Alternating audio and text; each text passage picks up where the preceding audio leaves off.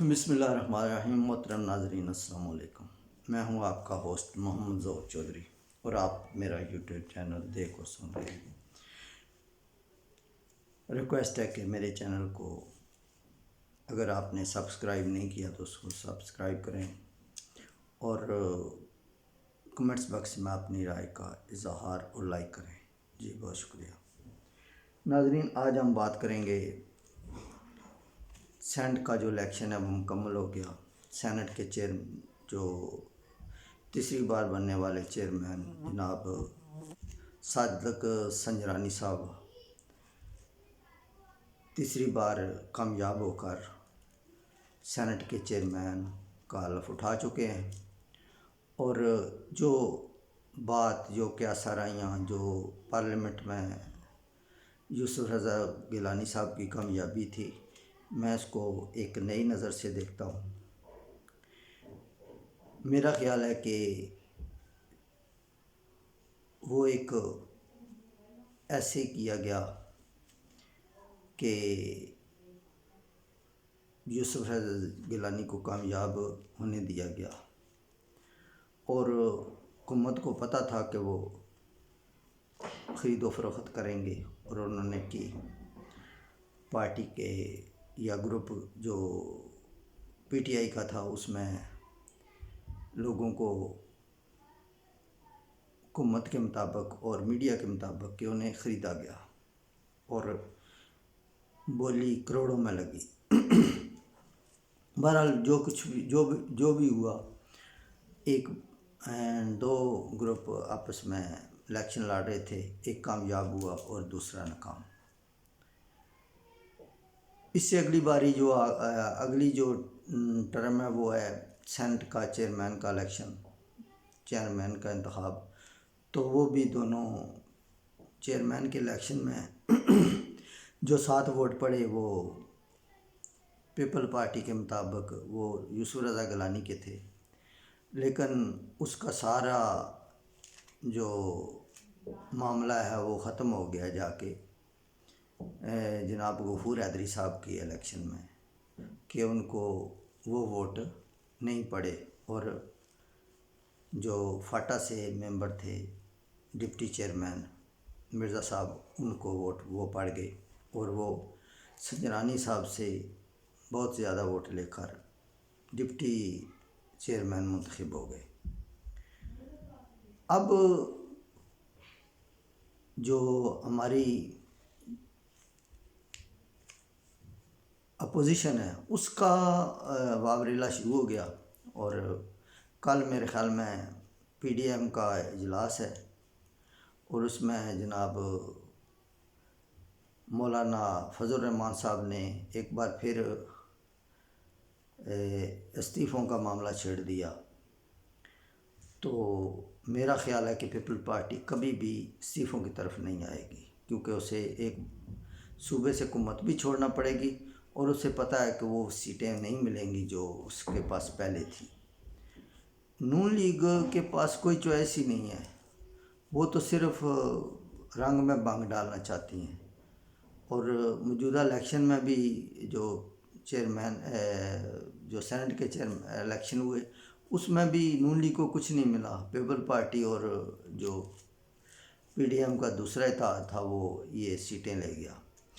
تو ان کا مقصد ہی رنگ میں بنگ ڈالنا ہے، کیونکہ ان کے لیڈر اپنے سوا کسی کو مقدم جانتے ہی نہیں ہیں، نہ ان کی کوئی حیثیت ہے۔ وہ یہی وجہ ہے ان دونوں خاندانوں کی، بھٹو خاندان اور شریف خاندان کی، کہ وہ حقدار کو حق دیتے ہی نہیں، اور دوسروں سے حق کا مطالبہ کرتے ہیں۔ ووٹ دو کی عزت خود کرتے نہیں ہیں، لیکن دوسروں کو کہتے ہیں کہ ووٹ کی عزت کریں۔ ان کے پاس 3 ٹرم آئے، انہوں نے عوام کو کوئی ریلیف نہیں دیا۔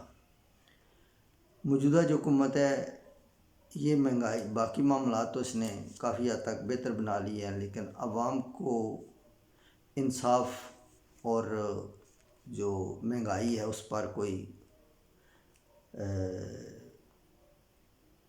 ریلیف نہیں دے سکی۔ اس کی بہت ساری وجوہات ہیں، وہ پہلی ویڈیوز میں ریکارڈ کر چکا ہوں۔ ابھی صرف سینٹ کے الیکشن کے بعد چیئرمین کا انتخاب ہوا اور معاملہ ختم ہو گیا۔ اب پی ڈی ایم کے پاس کوئی بھی چوائس نہیں ہے اسمبلی میں کے اندر، اب وہ سڑکوں پر، مارچ پر اور اس طرح کے معاملات پر آئے گی، اور میرا خیال ہے کہ یہ گروپ اب ٹوٹ جائے گا، کیونکہ کبھی بھی پیپلز پارٹی استعفوں کی طرف نہیں آئے گی۔ میرا جو خیال ہے، ہو سکتا ہے سیاست میں حرف آخر کچھ نہیں ہوتا، بس مفادات ہوتے ہیں، تو وہ کوشش کرے گی کہ یہ اتحاد قائم رہے، اور لیکن استعفوں کی طرف نہیں جایا جائے گا، جو میرا خیال ہے۔ باقی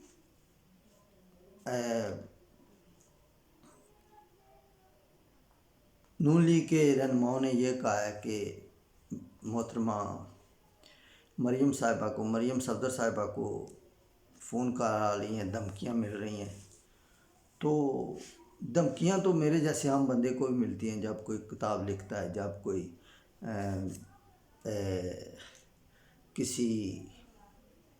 کسی کے خلاف لکھتا ہے، یا کوئی اخبارات میں اپنی کوئی بات لکھتا ہے، تو اسے دھمکیاں تو ہر کسی کو ملتی ہیں، کچھ فیک ہوتی ہیں، کچھ اوریجنل ہوتی ہیں، لیکن اس کے ساتھ جو انہوں نے ایک بہت ہی خطرناک بات کی ہے، انہوں نے کہا کہ ہم پاکستان کو بھول جائیں گے۔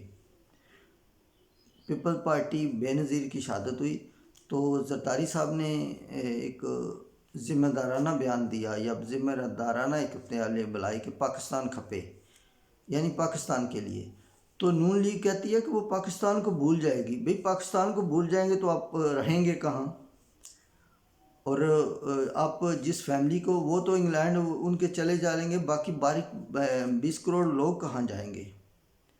اور یہی بات ہے، اور جو مقتدر حلقے ہیں، جو سیکورٹی کے ادارے ہیں، جو وہ سخت تشویش میں مبتلا ہو چکے ہیں کہ انہوں نے کیا بات کی ہے۔ اور میرا خیال میں نون لیگ کا مقصد کشیدگی بڑھانا ہے، جبکہ پیپلز پارٹی کا مقصد کشیدگی کو کم کرنا ہے۔ جو بھی معاملات کرنے ہیں پارلیمنٹ کے اندر کریں، جبکہ نون لیگ اور مولانا فضل الرحمان چاہتے ہیں، کیونکہ ان کے پاس چوائس ہی نہیں ہے۔ فضل الرحمان صاحب کو ویسے ہی لوگ ٹھکرا چکے ہیں، ریجیکٹ کر چکے ہیں۔ نون لیگ کا جو خاندان ہے، محترمہ مریم صفدر صاحبہ، وہ صرف نواز شریف کی پالیسی، نواز شریف کو بچانے کے لیے اور یہ ساری حکمت عملی اپنا رہی ہیں، اور وہ انتہائی خطرناک کھیل رہی ہیں۔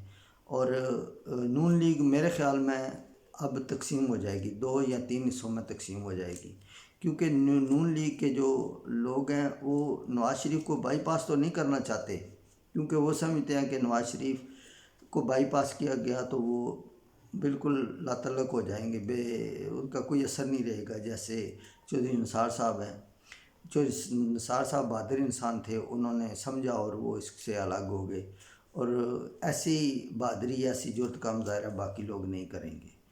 تو نون لیگ کے لوگوں کو، مریم صفدر صاحب کو یہ سمجھانا چاہیے کہ وہ بہت ہی خطرناک باتیں کر رہی ہیں، اور یہ پاکستان اور نون لیگ کے مفاد میں بھی نہیں ہے۔ اگر ملک نہیں ہے تو پھر آپ سیاست کہاں کریں گی؟ آپ کے بھائی، آپ کا والد، وہ تو ٹھیک ہے لندن میں چلے گئے، آپ بھی، آپ کے بچے بھی وہیں ہیں، آپ بھی چلی جائیں گی، لیکن 20 کروڑ لوگوں کا کیا ہوگا؟ پاکستان کا کیا ہوگا؟ اور الحمدللہ پاکستان رہتی دنیا تک بنا ہے۔ اس سے پہلے بھی کئی لوگوں نے ایسی باتیں کی اور آج بھی کر رہے ہیں۔